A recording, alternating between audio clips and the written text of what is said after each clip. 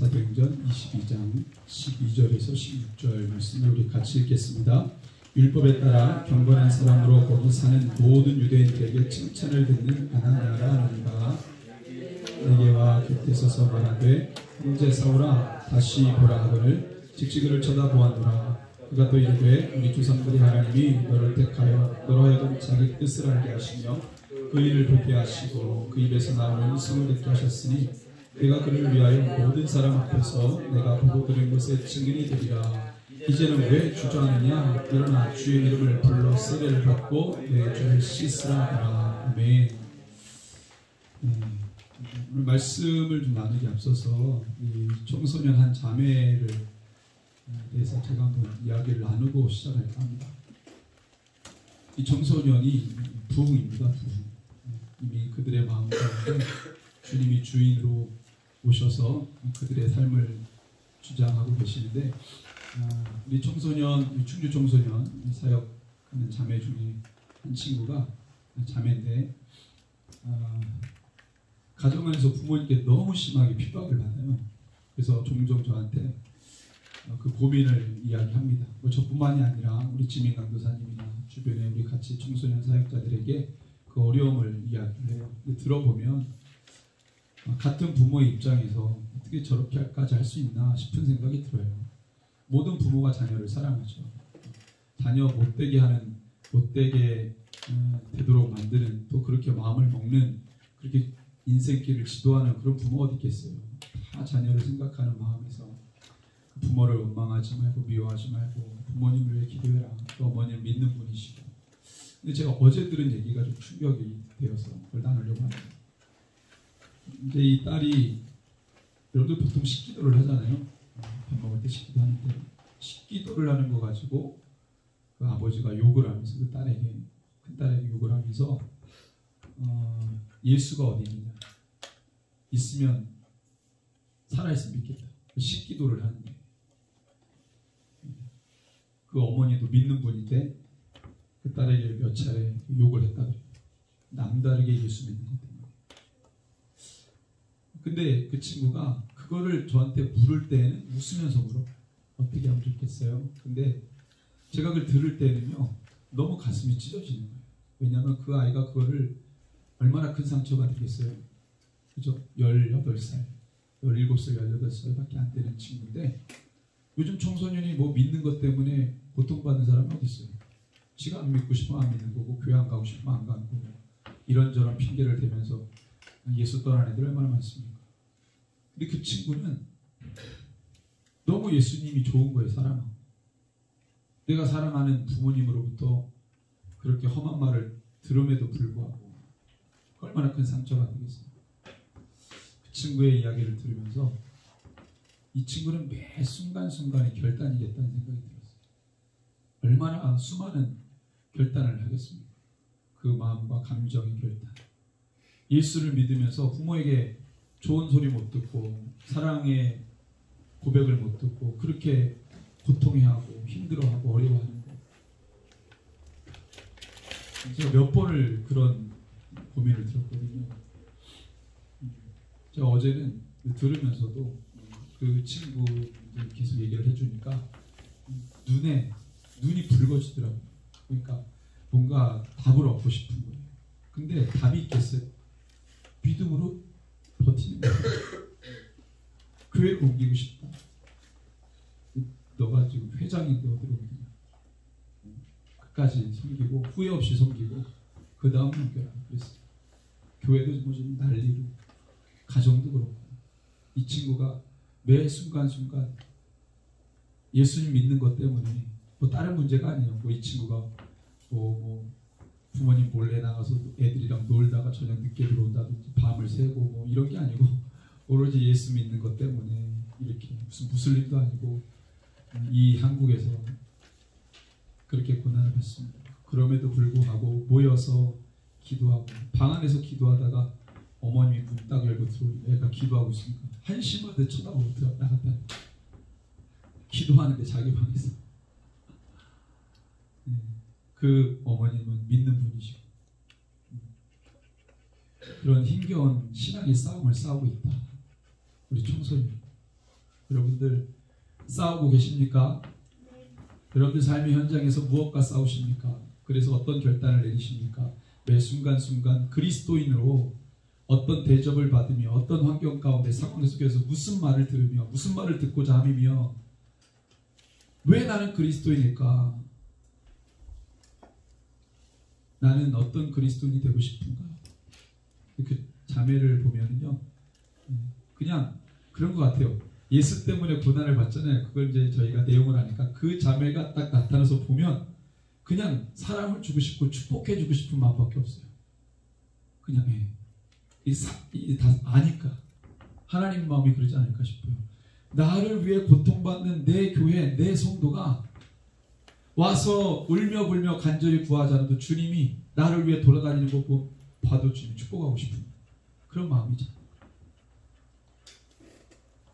저는 충주 청소년이 가지고 있는 귀한 간증이고 부흥이라고 생각합니다. 이건 여러분들 부흥입니다.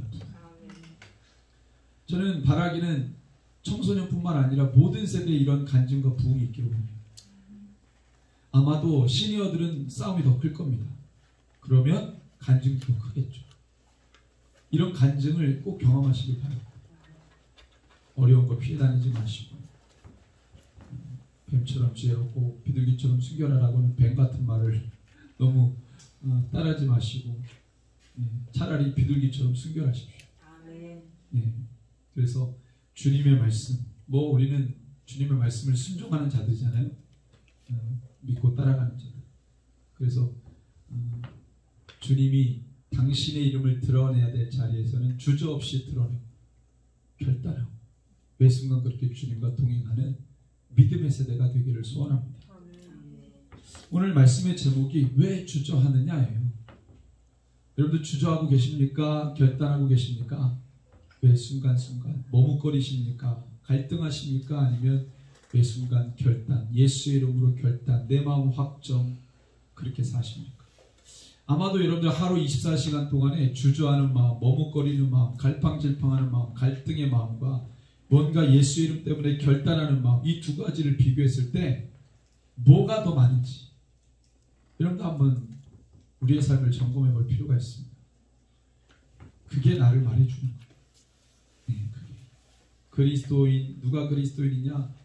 정의를 따지고 깊이 들어갈 필요 없이 말이 아니고요. 내 삶의 모양, 모습, 내 행위 그걸 좀 비교해 보면 내가 정말 예수님을 믿고 잘 따라가고 있는 굿 크리스찬이냐 그렇지 않느냐. 그리스도인이라는 옷을 입었지만 멘탈은 전혀 난 크리스찬들처럼 살아가고 있는 것은 아닌가. 이거 한번 것을 스스로 점검해 볼 필요가 있습니다. 한번 우리 왜 주저하느냐라고 한번 우리가 이야기해 볼 때 자기 자신에게 향해서 말하는 것처럼 한번 읽어보겠습니다. 시작. 왜 주저하느냐. 오늘 말씀을 다 들으시고 난 다음에 답을 하시기 바랍니다. 저는 주저하지 않겠습니다. 라든지 주님 좀만 기다려주세요. 라든지 여러분들 이 말씀을 다 설교를 듣고 난 다음에 이 왜 주저하느냐라는 질문에 개인적으로 다 답을 하시기 바랍니다. 여러분들 바울은 늘 결단했던 사람이에요. 사도행전을 보세요. 바울은 늘 결단합니다. 그의 사역 인생 자체가 결단하지 않으면 어떻게 그거를 감당할 수나 있겠어요? 결단하죠. 매 순간. 결단하지 않으면 한 걸음도 내디딜 수가 없어요. 왜냐하면 바울은요. 지금 예수를 전하는 이 모습이 전혀 자기가 예상해보지 않은 삶이에요. 오히려 예수를 믿기 전에 바울 어땠습니까? 예수 믿는 사람들을 잡으러 다녔던 사람이에요.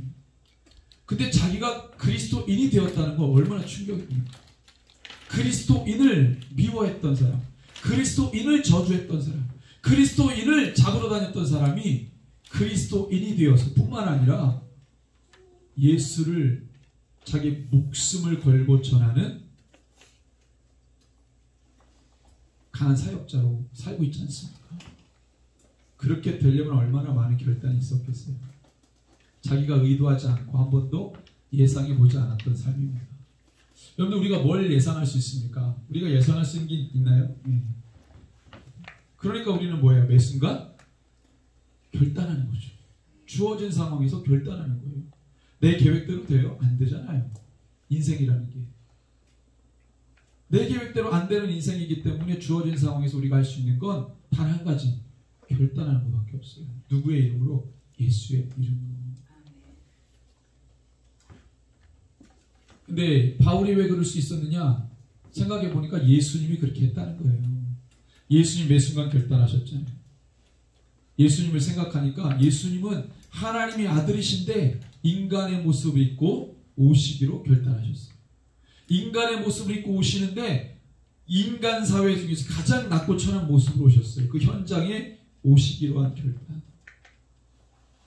예수님을 생각하면 예수님도 공생의 사회 기간 동안에 내내 종교 지도자들로부터 공격을 받고 비난을 당하고 업신여김을 당하고 종교 지도자들이 와가지고 하나님의 아들이신 예수님께 어떻게 합니까? 책 잡으려고, 그를 시험하려고, 감히 사단도 와가지고 예수님을 시험하려고 합니다. 얼마나 자존심 구기는 일이에요. 모든 만물을 창조하신 하나님이, 그 창조주요 조물주인 하나님이 자기가 만든 피조물들에게 업신여김을 당하여 그 자기가 만든 피조물들에게 자기를 증명해야 되는 어처구니 없는 일들이 이 땅에 오시면서 일어난 겁니다. 바울이 생각하면 생각할수록 기가 차는 거죠. 주님도 그렇게 죄 많은 나에게 오시기 위해, 나에게 다가오시기 위해 얼마나 많은 것을 포기하고 결단하며 오셨냐는 거예요. 나는 그리스도인을 잡으러 다녔던 사람인데, 흉악한 죄인인데, 그럼 나도 구원하시려고 얼마나 많은 결단을 하시면서 나에게 오셨냐는 거죠.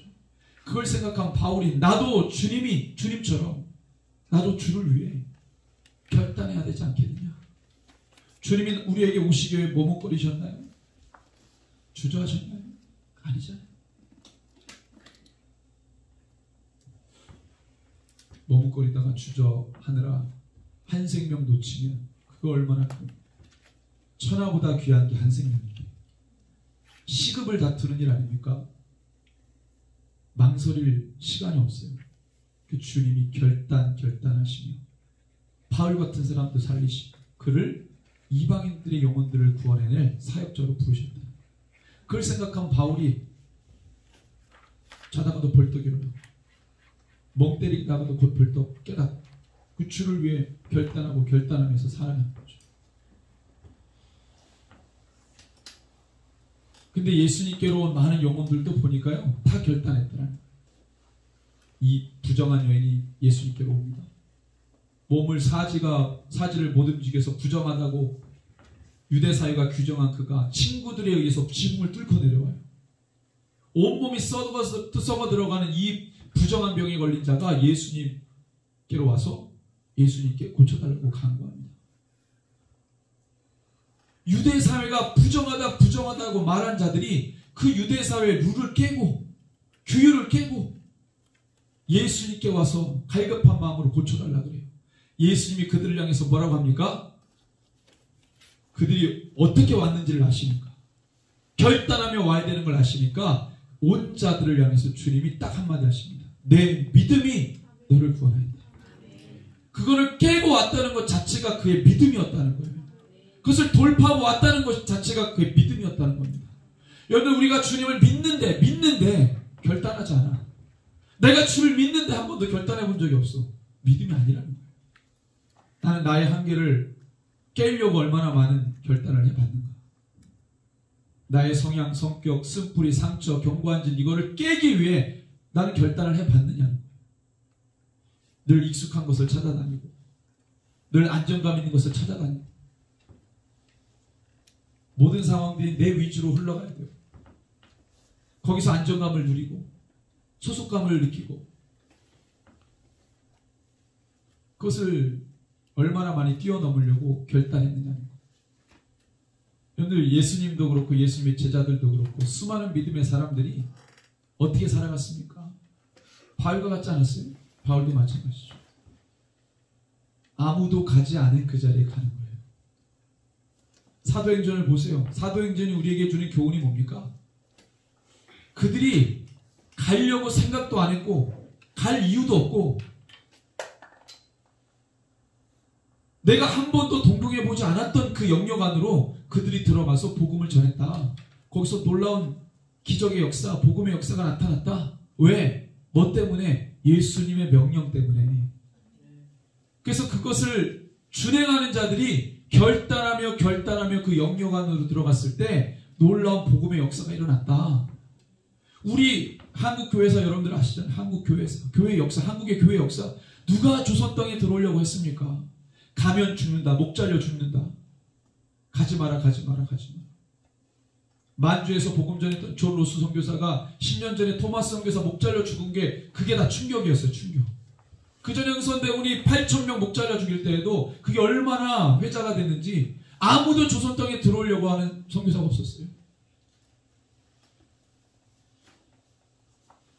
그때에 존 로스 선교사에게 복음을 받은 이 서상윤이라는 분이 복음 들고 권서가 돼서 복음을 전하러 조선 사람이 조선 사람을 위해서 결단하며 교회를 세우고 복음을 전하잖아요. 그 뒤에 선교사님들이 들어오시고 아무도 가지 않으려고 하는 영역은 내 한계를 뛰어넘는다는 것. 선교를 안다? 지식으로 배워서 더 깊은 의미는 미지의 영역으로 우리가 간다는 거예요. 익숙하지 않은 영역으로 간다는 거예요. 그래서 누구를 더 의지하게 됩니까? 하나님을 더 의지하게 되는 거죠.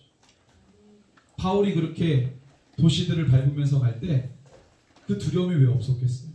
여러분들도 아시겠지만 가는 곳마다 바울을 환영했나요? 배척했나요? 예, 누가 쌍수를 들고 바울을 환영합니까? 가는 곳마다 바울이 죽을 뻔했는데 도시 전체가 바울 때문에 소동이 나고 이 트러블 메이커 잔잔했던 호수에 돌을 던지듯이 그냥 일상 늘 그렇게 살아갔던 그 시스템의 그 도시가 바울 하나 들어왔다고 복음 때문에 난리가 납니다. 난리가. 그래서 바울을 비난하죠. 왜 우리를 괴롭게 하느냐. 이 세계를 혼란케 하는 자야. 전국을 혼란케 하는 자야. 바울은 복음을 전한 것뿐입니다. 그들의 생계가 날아가고 그들의 시스템이 붕괴가 되고 그걸 못 참는 자를 안정된 나의 삶을 완전히 어그러뜨린 장본인 바울 다 싫어했어요. 바울은 복음을 전한 것뿐입니다.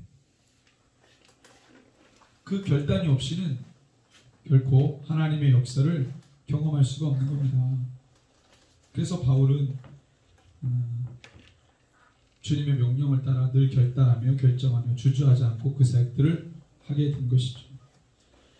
바울이 예루살렘으로 갑니다. 왜 갑니까? 자기를 위해 간 게 아니고요. 자기의 사역의 치적을 이 예루살렘의 수장들을 예루살렘 교회 리더들에게 자랑하고 너스레를 떨려고 거길 가는 게 아니고요. 가난한 교회 하지만 모든 교회 모교회가 되는 예루살렘 교회를 섬기기 위해 가는 거 아니에요. 자기를 위해 가는 게 아니라 그 교회의 어려움을 위급함을 돌아보고 함께 나누기 위해서 예루살렘 교회로 간 거잖아요. 거부할 수가 없었어요. 그래서 모두가 말리지만 바울이 결단하며 그곳으로 갑니다. 갔더니 누가 바울을 맞이합니까? 야고보가 맞이해요. 야고보 누구예요? 네, 여기서는 예수님의 형제 야고보죠.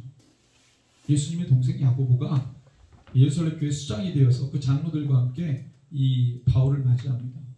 근데 여기 보니까 12사도는 없어요. 여기 예루살렘에 와가지고 바울이 12사도를 만나지 못하죠. 다 어디 갔습니까? 열방의 복음을 전하고 돌아온 바울을 환영한 것은 12사도가 아니고 그 예루살렘 교회 수장인 예수님의 동생 야고보와 장로들이었어요. 예수님의 12제자 다 어디 갔습니까? 복음 전하러 다 떠났어요. 성령님의 의도를 깨닫기 전에 제자들은 어땠나요?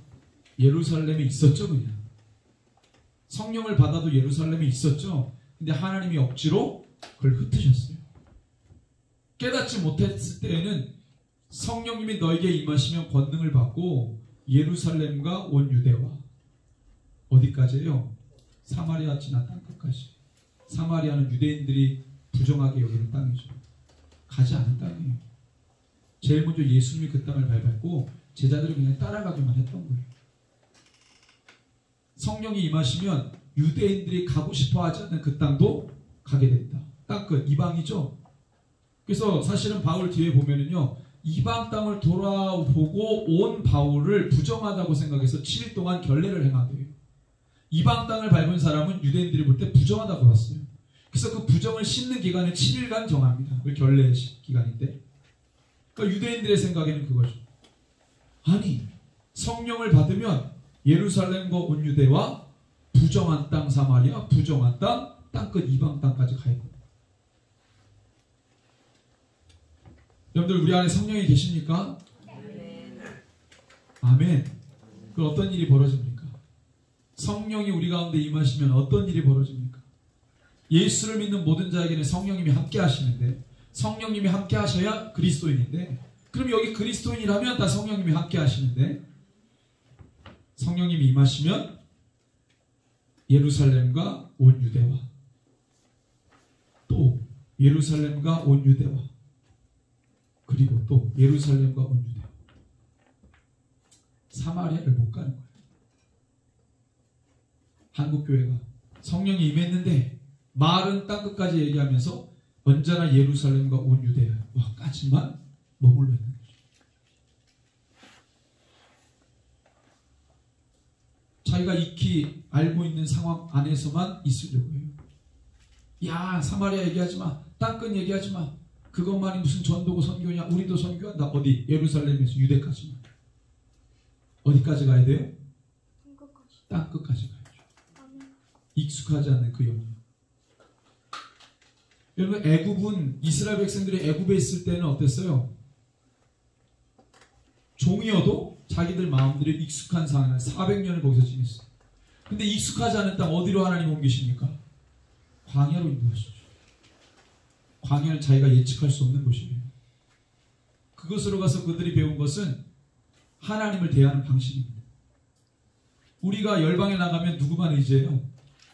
주님만 의지하잖아요. 한국교회가 선교를 잃어버렸어요. 선교의 감을 잃어버렸다는 것은 하나님이 전적으로 이끌어 가시는 그 관계를 잃어버렸다는 거예요. 그래서 이 단기 선교를 통해서 그 경험을 다시 불러일으키시는 거예요. 우리 스스로 자꾸 그걸 누르는 거예요. 유대까지만. 지금 제자들이 어디가 있냐면 다 열방으로 흩어졌어요. 베드로는 어디로 갔습니까? 베드로는 로마 제국의 수도 로마로 갔죠. 시티 오브 로마로 갔죠. 그 로마로 가서 어떻게 됐습니까? 그 영화에도 나옵니다. 쿼바디스 아시죠? 그 쿼바디스의 영화 보면은 가장 명장면이 뭡니까? 쿼바디스 도미네, 주여 어디로 가십니까? 네로가 엄청나게 박해를 할 때 지하에 숨은 그리스도인들이 베드로를 빼내려고 도망가세요. 또 베드로가 도망오는데 자기가 왔던 길로 예수님이 다시 돌아가시는 환영을 봅니다. 그때 베드로가 그 주님에게 물어보죠. 자기가 왔던 길로 로마로 가십니까? 주여 어디로 가십니까? 쿼바디스 도미네. 근데 주님이 뭐라고 말씀하셨다 그래요?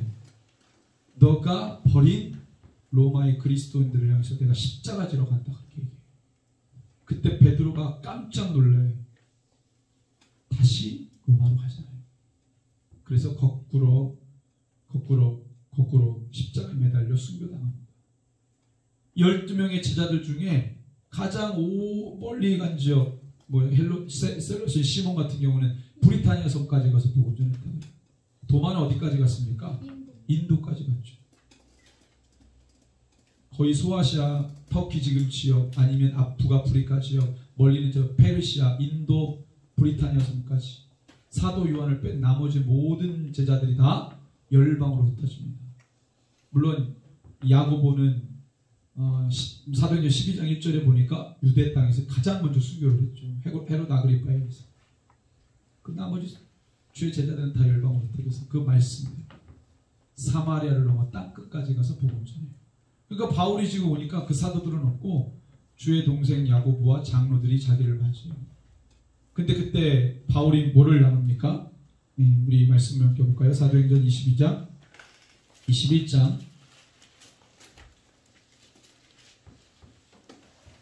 19절을 같이 한번 읽습니다. 21장 19절 바울이 무난하고 하나님의 자기의 사역으로 말미암아 이방 가운데서 하신 일을 낱낱이 말하니 하나님의 일을 바울이 이야기합니다. 이방 땅에서 하나님의 놀라운 교회 역사, 부흥의 역사를 바울이 이야기하죠. 얼마나 기뻐요. 다 기뻐합니다. 그걸 환영해요. 하나님 살아계시다. 근데 그리고 난 다음에 야고보가 20절에 이렇게 이야기합니다. 20절 같이 읽습니다. 그들이 듣고 하나님께 영광을 돌리고 바울더러 이르되 형제여 그대도 보는 바에 유대인 중에 믿는 자 수만 명이 있으니 다 율법의 열성을 가진 자라. 야고보가 얘기합니다. 우리 예루살렘에도 유대인 그리스도인들이 많은데 수만 명이 있다고 얘기해요. 수만 명. 근데 이 수만 명이 다 어떤 사람이라는 거예요? 율법의 열정을 가진 자다. 이렇게 얘기해요. 율법의 열정을 가진 자. 근데 유대인 그리스도인들이 이 그리스도인이잖아요. 그럼 누구의 열정을 가져야 됩니까? 예수님의 열정을 가져야 되잖아요. 신앙의 본질.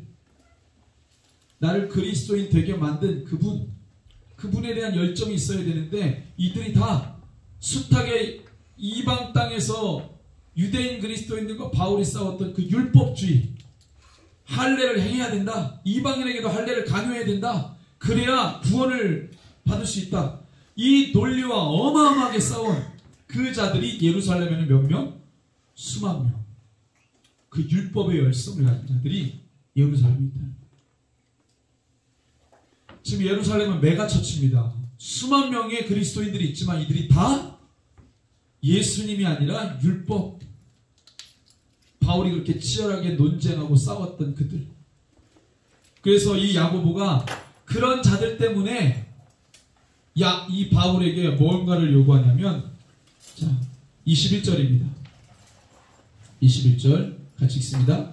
너가 이방에 있는 모든 유대인을 가르치되 모세를 배반하고 아들들에게 할례를 행하지 말고 또 관습을 지키지 말라 한 다음을 그들이 들었더라. 그래서 이들이 다 바울을 오해하고 있었어요. 증오하고 미워하고 있었어요. 율법 폐기론자. 바울은 율법을 다 무시해. 온 사방 돌아다니면서 율법 폐기해야 된다고 말했던 사람. 그 바울이었다. 그러니까 야고보는 걱정이 되는 거죠. 큰일 날 거예요. 그래서 당신이 그런 사람이 아니라는 걸 보여줘야 된다. 야고보가 그 얘기를 합니다. 당신이 이방 땅에서 복음을 전하고 많은 사람들이 예수 안에 들어온 것은 너무 기쁘지만 지금 당신 때문에 여기 와가지고 수만 명의 유대인 그리스도인들이 너가 한 말 때문에 큰 일을 치를 것 같다. 너가 아니라는 것을 보여줘. 그래서 요구했던 게 뭐냐면 23절부터 26절까지 한번 읽습니다. 우리가 말하는 이대로 하라. 서원한 네 사람이 우리에게 있으니 그들을 데리고 함께 결례를 행하고 그들을 위하여 비용을 내어 머리를 깎게 하라. 그러면 모든 사람이 그들에 대하여 들은 것이 사실이 아니고 그들도 율법을 지켜 행하는 줄로 알 것이라. 주를 믿는 이방인에게는 우리가 우상의 제물과 피와 목매어 죽인 것과 음행을 피할 것을 결의하고 편지하였느니라니. 바울이 이 사람들을 데리고 이튿날 그들과 함께 결례를 행하고 성전에 들어가서 각 사람을 위하여 제사 드릴 때까지의 결례 기간이 만기된 것을 신고하니라. 그래서 지금 4명의 나시린 서원을 한 사람이 있는데 이 사람들이 의식을 치르기 위해 돈이 필요한데 가난해서 돈이 없는 거예요. 그래서 의식을 못 치러요.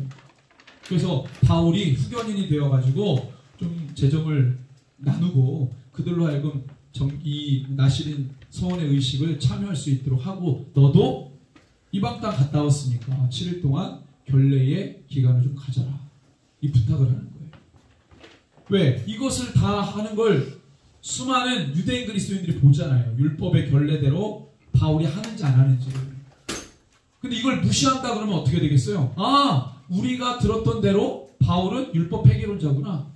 모세율법 무시하는 자구나. 뭐라고 할 텐데 야고보가 그것 때문에 예루살렘에 큰 어려움이 있을 걸 알고 부탁하는 거죠.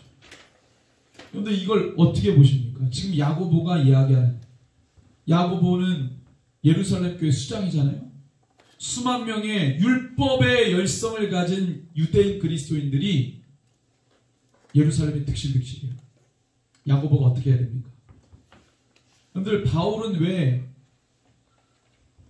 할례를 강요했던 유대인 그리스도인들과 첨예하게 대립합니까? 원래 토론을 좋아합니까? 바울은 논쟁을 좋아하는 사람이라서, 사람을 함부로 판단하는 성향이라서 그렇습니까? 아니죠. 근데 바울은 본질이 중요한 사람이에요. 본질, 복음의 본질. 복음을 본질, 그 본질을 둘러싸고 있는 비본질에 대해서는 별로 다투지 않습니다. 예수 그리스도, 그 그리스도 되심을 약화시키는 여러 가지 종교적 장치들을 바울은 경계하는 거예요. 너희들이 모세 율법을 강조하면 그리스도의 죽으심이 헛된 것이다. 바울이 그렇게 고백해요. 그것 때문에 그것을 이야기했던 거지 율법 폐기론자는 아니에요. 근데 지금 이렇게 바울을 오해하고 있는 거예요. 야고보는 어떤 사람입니까? 수만 명의 유대인 그리스도인들의 입장을 살피는 사람이에요. 그들의 분위기와 정서를 주목하는 사람이에요. 그래서 그것 때문에 바울에게 이야기했을 때 바울이 뭐라고 합니까? 다 들어주죠. 왜? 바울은 율법 폐기론자가 아니잖아요. 비본질에 관련해서는 싸우지 않으려고 하는 사람입니다. 그래서 이 본질을 중요하다고 생각하는 사람은요, 그렇지 않은 사람이 볼 때는 좀 마음이 어려운 거죠. 공격의 대상이 되는 거고, 시기의 대상이 되고, 미움의 대상이 될 수 있어요. 저와 여러분들은 본질을 집중하는 사람입니까? 현상과 드러난 것에 집중하는 사람입니까? 눈에 보이는 것은 너무 잘 드러나 있으니까 우리가 거기에 집착할 수 있어요. 그런데 바울처럼 드러나지 않은 본질, 보이지 않는 본질, 그렇지만 가장 중요한 그 중심을 향해서 달려가고 그걸 지키기 위해 몸부림치는 바울과 같은 그리스도인이 되어야 될 줄로 믿습니다. 지금 그 차이가 있는 거죠.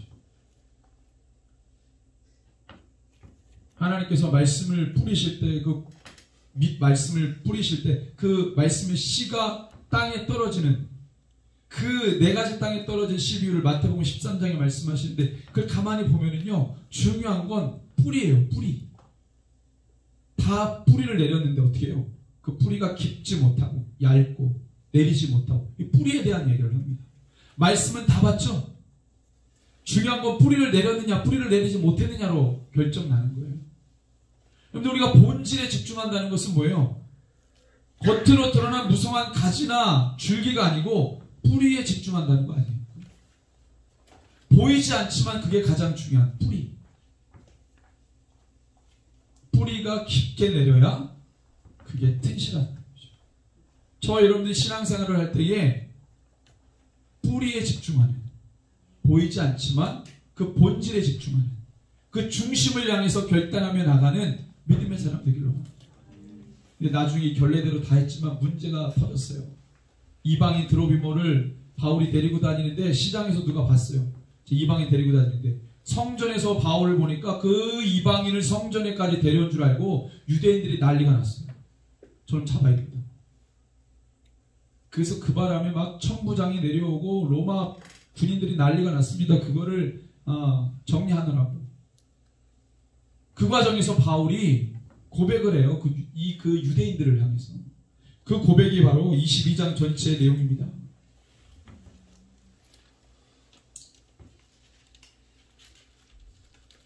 그 고백 가운데 바울이 자기의 이야기를 할 때 오늘 우리가 읽었던 12절에서 16절 말씀이 바울이 왜 이렇게 예수 그리스도를 전하는 자가 되었는지 그걸 얘기할 때 가장 키포인트가 뭐냐면 주님의 명령 따라 나는 주저함이 없는, 주저할 수 없는, 날마다 결단할 수밖에 없는 그리스도인이 되었다. 예루살렘에 가지 말라 그래도 결단하며 왔던 이유에 대해서, 그가 이렇게 살아가는 이유에 대해서 결정적으로 말하는 것이 뭐냐면 그 아나니아라고 하는 경건한 유대인이 바울에게 했던 말, 우리가 다시 한번 읽어보면 14절, 15절, 16절입니다. 22장 14, 15, 16절 같이 읽습니다. 그가 또 이르되 우리 조상들의 하나님이 너를 택하여 너로 하여금 자기 뜻을 알게 하시며 그 의를 보게 하시고 그 입에서 나오는 음성을 듣게 하셨으니 너가 그를 위하여 모든 사람 앞에서 너가 보고 들은 것에 증인이 되리라. 이제는 왜 주저하느냐? 일어나 주의 이름을 불러 세례를 받고 너희 죄를 씻으라 하더라. 이거예요. 주님의 명령, 너가 이제는 앞으로 어떻게 살아야 되는지 그 사명을 정확하게 받은 이 바울이 마지막 아나니아에게 들었던 얘기는 뭐냐면 이제 주저하지 말라는 거예요. 망설이지 말라는 거예요. 결단하며 함께 달려가라는 거죠. 이제는 예수를 믿는 자로 그리스도인, 주께 받은 사명. 저와 여러분들이 그리스도인인데 여러분들 오늘 이 말씀을 통해서 여러 가지 영역과 상황 속에서 주저함이 있다면 결단하시기 바랍니다. 지금 여러 가지 기도 제목이 있을 거예요. 근데 그 기도 제목들은 다 자기의 결단을 요구하는 겁니다. 다른 게 아니에요. 누가 해주는 것도 아니고 상황이 막 저절로 바뀌는 것도 아니에요. 내가 결단하는 겁니다. 왜 그것을 자꾸만 맡깁니까? 어디에 맡기고 뭐가 되었으면 좋겠고 자동적으로 돌아갔으면 좋겠고 누가 해줬으면 좋겠는 게 아니고 내가 주저하지 않고 결단하는 거예요. 하나님 우리에게 그걸 말씀하시는 겁니다. 그래서 바울이 이 고난을 받고 모함을 받고 오해를 당해도 거기서 그냥 있는 거예요. 저와 여러분들이 주께 사명을 받았습니다. 우리 삶의 영역의 자리에서 우리가 주의 말씀을 듣고 나를 분명하고 명확하게 하는 그 자리에서 나를 진정한 그리스도인이 되게 하는 그 자리에서 주저하지 않고 결단하게 만든, 그래서 그것을 위해 거침없이 달려가는 믿음의 종들이 다 되시기를 주님의 이름으로 축원합니다. 우리 말씀을 기억하면서 함께 기도하겠습니다. 기도할 때 주님, 이제는 내가 주저하는 자가 아니라 갈등하는 사람이 아니라 갈팡질팡하는 좌우나 우로나 치우치는 자가 아니라 예수의 이름 때문에 결단하고 예수 이름 때문에 내 마음을 확정하는 분명한 그리스도인으로 살게 하여 주옵소서. 하나님, 다시는 내가 휘청이지 않습니다. 다시는 내가 뒤로 물러서거나 하나님 움츠러드는 자가 아니라 담대함으로 주의 일을 감당하며 오늘도 결단하고 내일도 결단하는 믿음의 사람이 되겠습니다. 나의 한계, 나의 연약함, 나의 부족함, 이것을 바꾸어 나갈 수 있는 결단, 이것을 뚫고 나갈 수 있는 결단이 내 안에 있게 하여 주시옵소서. 나의 삶을 올려드리면서 주의 이름으로 함께 기도합니다. 주여, 하나님 결단하지 않냐면 하나님이 상황이 없는 하나님, 우리 한 사람 한 사람을 결단한 자로 서기를 원합니다. 주님, 우리 한 사람 한 사람이